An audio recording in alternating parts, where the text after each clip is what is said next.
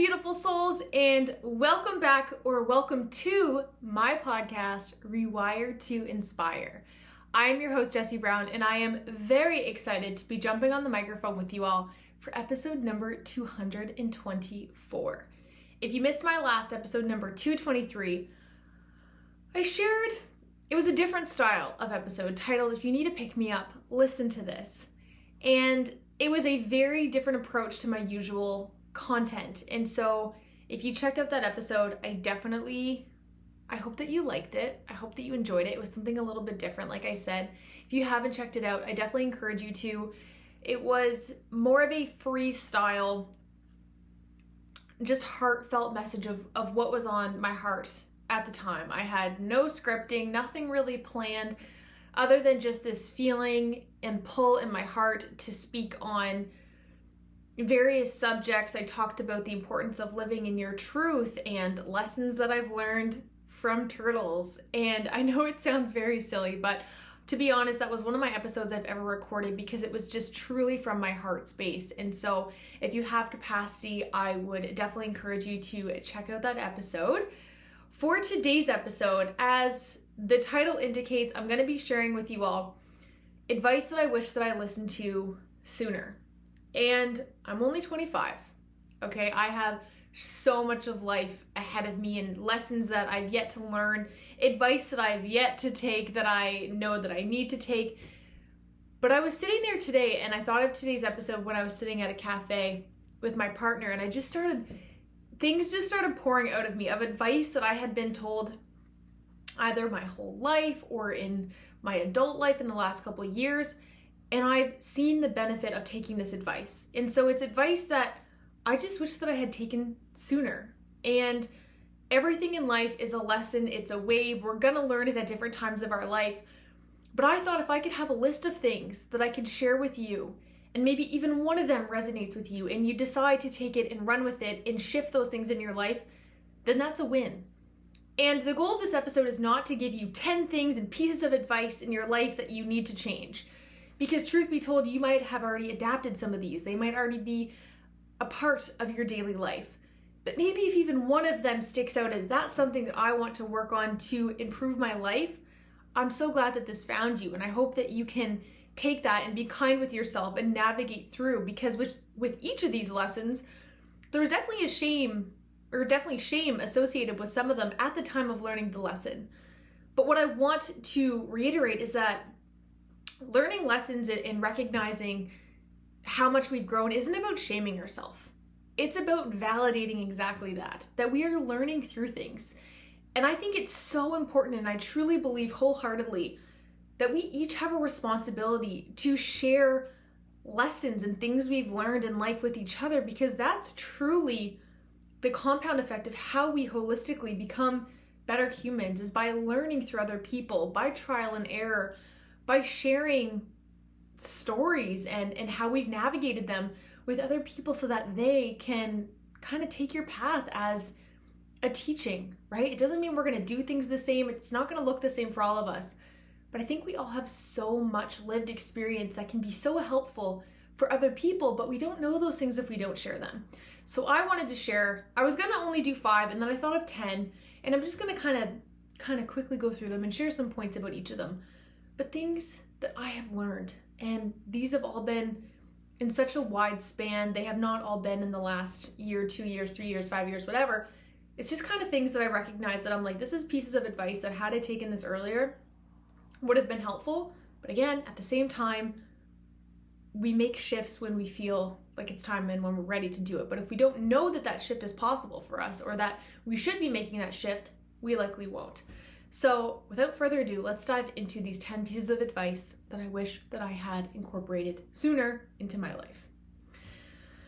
The first one, this was the first one that jumped in my head. When I was thinking of different items and things to write down, this was the first thing that came in my head.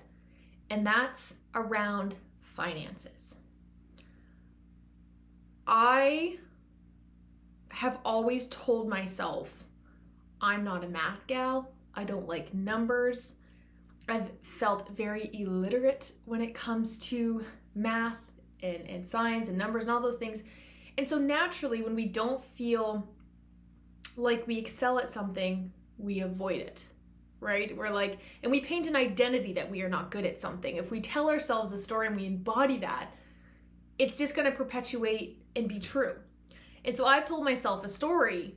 This one has been my learning of the last year specifically. And I'm so grateful that I have a partner that's so finance oriented and very logic brained and has taught me so much.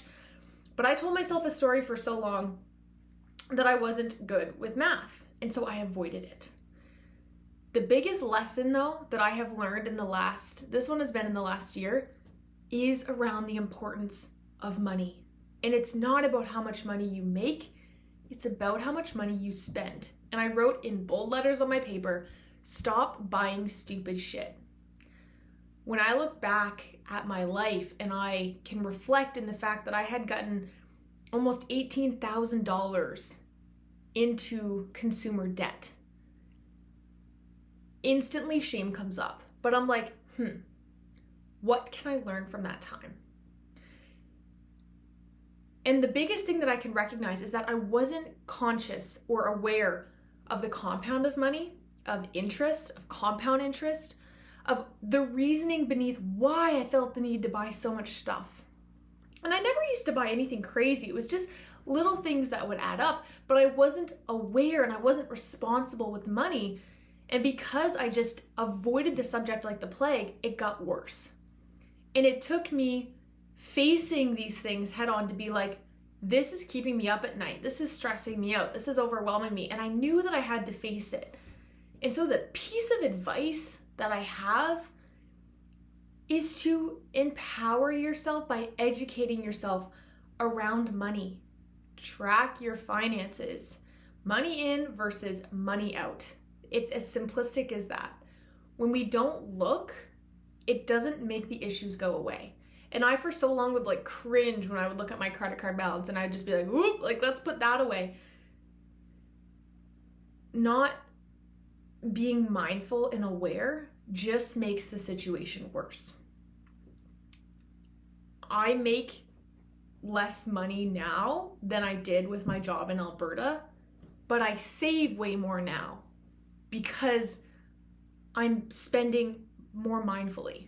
So I actually have more money in the bank than I did when I was making more money, because typically when we have more money, we spend more money because it gives us room. When I had gotten a raise at my last job, I went and I bought a brand new $80,000 truck. Stupidest decision I ever made, and I am kicking myself in the ass for it all the time, but it's like I learned my lesson. So that is the first thing. I could do an episode 100% just about that, and honestly, I should do a guest podcast with my partner to just kind of share some things about this and around finances, because it's one of those things that I think a lot of us feel a lot of shame around, but it's also asking like, why do I feel the pull to buy things? What is it that it's doing for me? What is that dopamine hit that I'm getting? Why do I need to, buy so much stuff to make me feel a certain type of way? So that is really the first piece of advice that I wish that I had learned sooner. But again, I'm just grateful that I'm here now.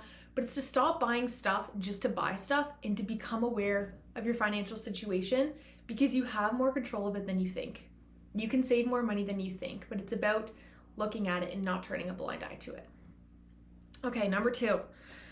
Also, I'm very jittery. I drank so much coffee today and I can feel myself a little anxious and like I can feel my heart beating in my chest. Right now my heart rate's 66, which I guess is like kind of normal, but normally it's lower than that just sitting here. But if you hear me like panting or just like sounding really jittery, I think I just had too much coffee and it's kind of affecting me a lot. So anyways, blah, blah, ding, ding, let's move on. Number 2, listen to your intuition. And if the word intuition does not resonate with you, listen to your gut feeling. Listen to that part of you that's communicating something to you. If something about a situation doesn't feel right, it's not right. If something about a relationship is saying, run. If something about a job is communicating, I'm not happy, listen to that. Now you have to be careful, because sometimes our intuition mouth speaks to protect us. And it causes us to put up these protectors and these walls around us so that we don't feel certain things. And so protectors and intuition can kind of get confusing. When you really sit and tap into it, you will know the difference. Does this feel right for me, or is this just scary and something that I need to work on? So if you keep getting these like nudges and like impulse thoughts or feelings about something, listen to it. There's so many times in my life where I look back and my intuition was screaming at me to remove myself from that situation, that something wasn't right for me. It wasn't aligned, and I didn't listen, and it got worse and worse and worse. So yes, take the time to reflect and sit with it, but I promise you that your intuition is there because it knows what's best for you. It is looking out for you. And the more that you can learn to trust your intuition, you're also building your relationship with yourself. You're choosing you. You're working on self-love, self-trust, self-validation. But when we ignore those feelings inside and we just base all of our decisions on what others will think of us, outside perception, how we'll make other people feel, you're gonna be living your life out of control of other people. The more that you can tap into your heart space, into your intuition, I promise you, you'll live a happier life. So that is advice number 2. Number 3, don't keep company around that makes you feel lonely or drains your cup. I have had so many people in my life in my past that every time I was around them, I would feel more alone than when I was by myself. Those were not my people. My cup would be drained. I would go home or like leave whatever it was I was doing with them, and I'd get back to my space and I'd be like, I'm exhausted. And like not in like a that was so fun, I'm so tired kind of thing. It's like I need to recharge my battery after that. Those are not your people. Those were not my people. If people make you feel alone when you're around them, they don't value you. They don't support you. And I know that that can be a really hard pill to swallow. And that one took me a long time to work through, because I was like, but all the people that are in my life right now make me feel like that, and I don't have anybody else. So I just allowed myself to stay in environments that made me feel like shit and that belittled me and honestly made me into like this tiny version of myself that I felt crammed in. And it wasn't until I chose me and I stepped away and I spent time alone that I was like, I don't need those friendships. Those aren't the people for me, because the people that are supposed to be in your life, you will feel empowered around. You will feel at peace around. You will feel welcomed and like you can be yourself and you can have a voice and you can share things authentically. And not always is it going to be cup filling. There's going to be times where like situations are hard, but you shouldn't feel like your cup is always being drained. You should feel like they provide value to your life. They bring and contribute something to your life. Or else, why would you want them in your life in the first place? I look back and my quality of friends was in exact correlation with my self-worth and how I viewed myself. I allowed people in my life that made me feel like crap because I was also treating myself like crap. So it didn't really matter how the people in my life were treating me because I was doing the exact same thing. But looking back, the biggest piece of advice I have around this is only allow people in your life that make you feel good and that you feel like genuinely have your back. If you're not in the room, do those people have your back? How are they talking about you? How are you talking about them? If you go home and then you're, bitching to your partner that these people suck, it's like, okay, well, it's not a healthy relationship. It's not a healthy friendship. We don't need to keep friends in our life just because. It's okay to move on from friendships. And yes, it is one of the most disgusting, uncomfortable things ever, because it's like, how do you break up with a friend? It's really hard and challenging, but it's always worth it. I do not regret any of the friendships that I stepped away from because all of them hurt my heart and hurt my feelings. And it wasn't until I stepped away that I started to see my worth and find and attract people that actually valued me. And that's really cool. And you deserve that. So that is number 3. I got a mosey. I knew that 10 was going to be a lot, but I just had so many things that I wanted to share. So we're going to do it. We got it. Number 4, move your body every single day. I don't care if you go for a walk, if you do a dance party, if you do a yoga session, if you're in sports, like it doesn't matter. You need to move your body every day. Not only is it so good for your physical health, your mental health, your sleep, your longevity of your life, everything across the board is going to thank you for moving your body. You're so deserving of moving your body. And when we get in cycles of not moving our body, it can become like a foreign habit to us and it can feel like such a chore. But once you get into the habit of moving your body will crave it so much and it will just feel so much better. Again, it doesn't matter what it looks like. It doesn't have to be this massive training weight session at the gym. Do what works for you and what makes you feel good. But you have to move your body every single day. Every single day. We should not have less than 2,000 steps if you're someone who tracks your steps a day. Like, our bodies need to move. They need an outside. Bonus points if you can get outside. But I promise you, as much as it can be a chore and it can suck and it can feel daunting and overwhelming, moving your body in some capacity every single day is just going to change your life. And habit stack it, right? Do it while you listen to your favorite music. Do it while you listen to your favorite podcast, perhaps Rewire to inspire. Do it with a friend. Go for a walk. Walk your dog. Walk somewhere that's beautiful. I know this evening I blew my knee out, so I can't run for, I don't know how long. We'll see. But I really want to go for a walk tonight and bring my basket and pick some wildflowers. I really want to go see what flowers are out right now.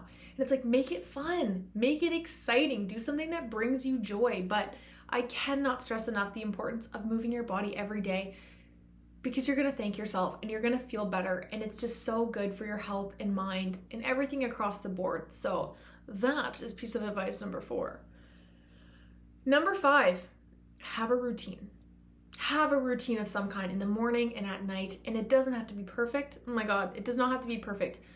But some form of routine is extremely beneficial for your mental health and for your mind. Our bodies run off of systems. Our body likes predictability.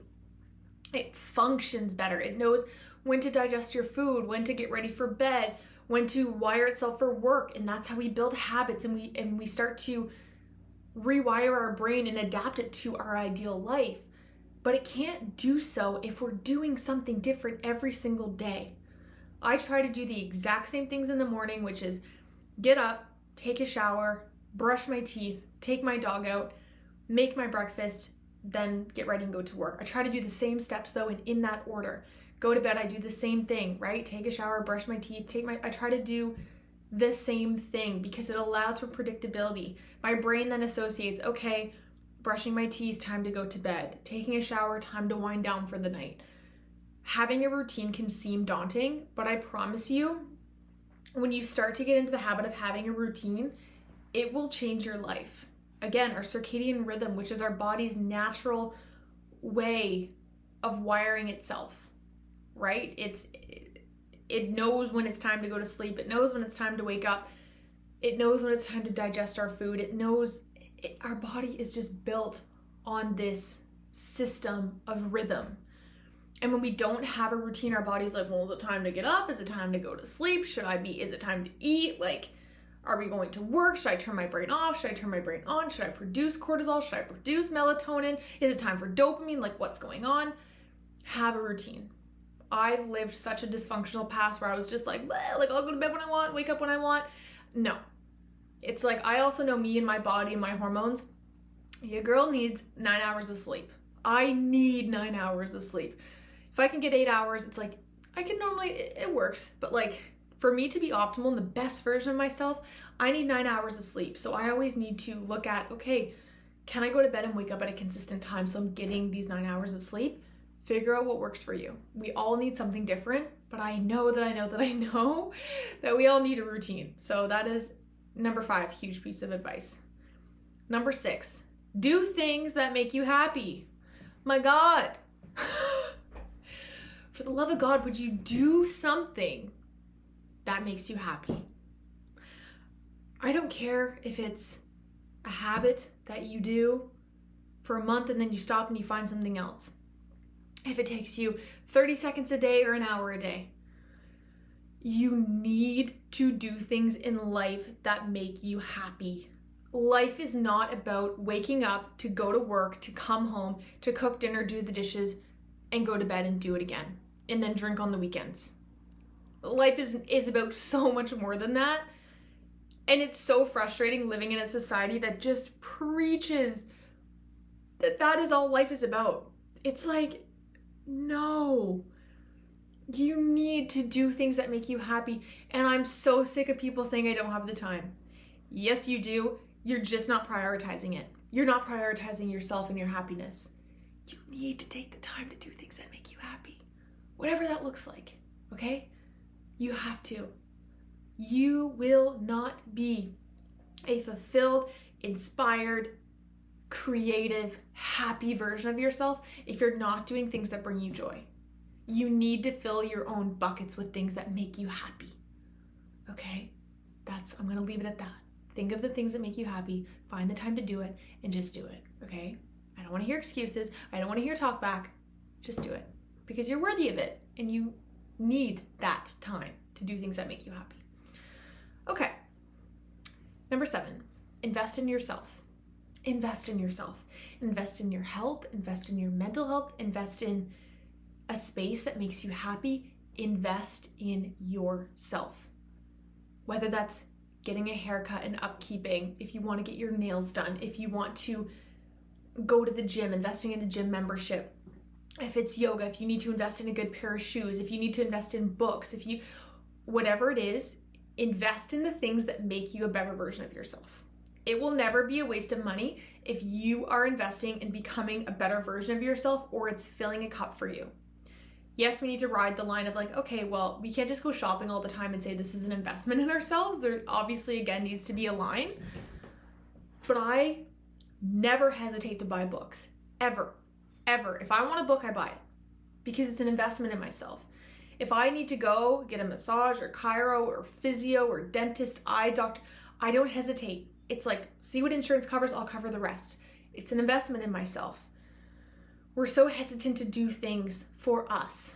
We do them in a second. If you're a mom, I'm sure you do them for a second for your kids. There's nothing I wouldn't do for my fur babies, you need to invest in you and not feel selfish for it. Investing in your education, investing in your future, investing in becoming a better version of yourself. I've always been so hesitant of do I do that? I'm not sure. It's like, do it. If it makes you happy, makes you a better, healthier version of yourself, and you're investing in you, it will always, always, always be worth it. Okay? Always. Yes, obviously there's ways to be smart about this to make sure that you are doing the proper things, but it will never be a waste of money. You work hard for your money. You work hard all the time. Make sure that you are taking a lump sum of that to invest in you first. The first thing that financial advisors say is when you get your pay yourself first. We don't do that. We're like, let's pay all of our bills and everything else, and then we choose us. Yes, you got to pay your bills, but you have to invest in your dang self because you're worthy of that. Of all these, it's like you're worthy of all of these. And if you don't see that, I hope that through some of these, you start to build that for yourself. Okay? Because you're so worthy of it. Number 8. Sorry, my nose is, if you're watching video, I'm so sorry. My nose is so itchy. Number 8, never stop learning. Never stop learning. And I might be a weirdo in this, but my favorite thing to do is listen to TED Talks. It's to listen to Toastmaster speeches. It's to learn about history. I have a book I'll show on camera, and it has an Albert Einstein quote on it. And this is my learning book. Every time I learn something, I write it in here and the date that I learned it because I love learning new things and studying new material. Our brain is a muscle and it likes to be worked. It likes to learn new things. We are never done learning things. It's like me and my partner were chatting a couple weeks ago about how we both even want to learn some carpentry stuff. And I'd be so curious to learn from my dad some mechanic stuff. Just any learning in life is always going to be valuable. And again, an investment in yourself. You don't have to just stay in your path. You can learn such an array of things and be such a well-rounded person. Learn often. Read books. That one's not on here, but it kind of goes in tandem with this one. Read books, right? It's like I'm rereading The 5 Love Languages for probably the 4th time because I thought that I knew my love language and I'm like, I feel like I'm a new version of myself. I kind of want to reread this again, because also every time you reread a book and you notice something different, or you rewatch a movie and you notice something different, it's not the movie or the book that's different. It's you. Because different versions of yourself adapt and grow as you grow, and then our lens of looking at things and perception shifts. And so that is advice number 8, is to just never stop learning. Don't get comfortable and feel like I know what I know and that's good enough. Yes, it's great. Know what you know, teach what you know, but keep learning, keep aspiring to know more and to evolve as a person. Number 9. Oh, okay, so I was like, my writings are really messy. Number 9, have a way that works for you to de-stress. I know it's so easy to preach, to do mindfulness, to do journaling. And if I had a piece of advice, honestly, it would be to journal and reflect. But having a way for you specifically to de-stress. This is gonna look different to all of us. My favorite way to de-stress, and some people hate it, it's to take a bath. It works for me. It's like the most common, like take a bath for self-care. For me, that works 10 out of 10. There's nothing I love more than being warm. I love the water, and it's me time, and it's safe, and it's comfortable, and I'm in my home, and my pets are usually there. That is my sacred space. You need to find something for you that makes you de-stress. You need to get stress out of your body.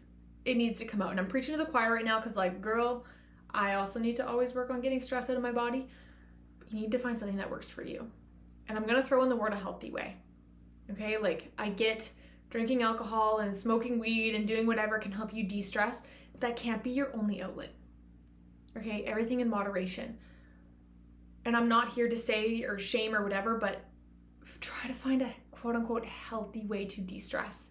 And then those things don't become a dependency. They're just like an extra thing in your life should you choose to partake in those things. But finding a way to de-stress in a healthy way without the influence of something is always going to be the more sustainable approach and the healthier approach. Okay. And last but not least, number 10, wear clothes that make you feel comfortable and confident. I have entirely shifted my wardrobe in the last 2 years. I've sold so many clothes and thrifted so much new stuff and gotten new stuff because my old clothes just did not vibe with me anymore. I felt gross in them. They felt tight on my body. Like, I need stuff that's like I can stretch this shirt to my neighbor's house, okay? Like, I like to be comfortable. I can't stand when things are tight on my body. I'm sure you've even noticed, like, during this episode, if you're watching video, I've played with my shirt. Like, I'm constantly just like, I'm very sensitive to things touching my body. And so with that, even if that's not you, wear clothes that make you feel beautiful and confident, because how you dress is really a direct correlation to how you will show up. So again, invest in yourself. If dressing a certain way is making you feel blah, how can you maybe do some things to invest to get some stuff that makes you feel good? Because there's no better days that I have than when I feel good and confident in what I'm wearing. And no, it does not dictate everything, but you should feel good in your body, and such a way to reflect and show your personality is through your clothes. And so that is just a piece of advice I wish I took sooner, because for so long I wore things that I thought were trendy or I thought made me fit in. And this one kind of, I guess, like, I've always kind of worn what I wanted and I didn't really care what people thought. But I've definitely been guilty of doing things that really just caring too much about what I look like, more so than, I don't know, this one's like, it kind of resonates with me, kind of doesn't, but I felt pulled to write it on there. So yeah, just rock and wear what makes you feel confident and comfortable. So those are the 10 pieces of advice that I have that I wish that I took sooner and have honestly changed my life. And I like that these cover different areas. They're not just about finance, it's not just about, personal growth or development. They're really holistic. And so I encourage you to just pick one that maybe stuck out for you and you're like, I'm not really doing that one. And just see how you can incorporate it into your life. See how it feels, right? So much of life is just about small 1% improvements. I strive for 1% improvement every day. If you can do that, maybe you are ahead of the curve. You are ahead of the game, and I'm so proud of you. So thank you for listening to this episode. If you liked it and you enjoyed it, it would mean the world to me if you could share it with somebody that you think would enjoy, is maybe needing to hear some of these things. And I'm just so grateful. So happy second last week of April. I do this every episode and I look over at my calendar. One more episode left in April on the 30th, and then we're into May. So I hope you guys are doing amazing. I'm so grateful for you. Thank you for tuning in, and I'm so excited to chat with you all next week. Bye, you guys.